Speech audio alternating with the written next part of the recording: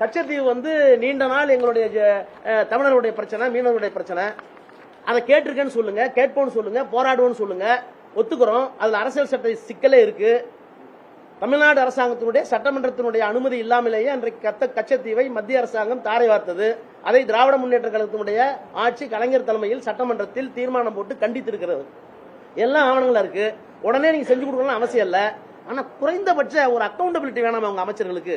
என்ன அமைச்சர்கள் அவர்கள்? கச்சத்தீவை பத்தி பேசினா நோ கமெண்ட்ஸ். திருவள்ளுவர் சிலையை பத்தி காவி சிலை அடிக்கிறார் கவர்னர் கேட்டாக்க அதை இப்ப பேச வேணாம். அப்புறம் பக்ரீத்துக்கு ஒரு ஜட்ஜ்மெண்ட் வந்திருக்கு. எங்கள் கட்சியின் சார்பில் சரவணன், கழகத்தினுடைய துணை பொதுச் செயலாளர், நாடாளுமன்ற உறுப்பினர் கவிஞர் கனிமொழி எல்லாம் அதை கண்டிச்சிருக்காங்க. நீங்க என்ன பேசுறீங்க? மாநில உரிமையை விட்டுக் கொடுக்க மாட்டேன் போனீங்களே, பிரதமர் என்ன கேட்டு வந்தீங்க? மதச்சார்பின்மை விட்டுக் கொடுக்க மாட்டேன். இந்த ஜட்ஜ்மெண்ட் உங்களுடைய பதில் என்ன? உங்க கமெண்ட்ஸ் என்ன? அப்பீல் போறீங்களா? என்ன பண்ண போறீங்க? எதுவுமே இல்லையே.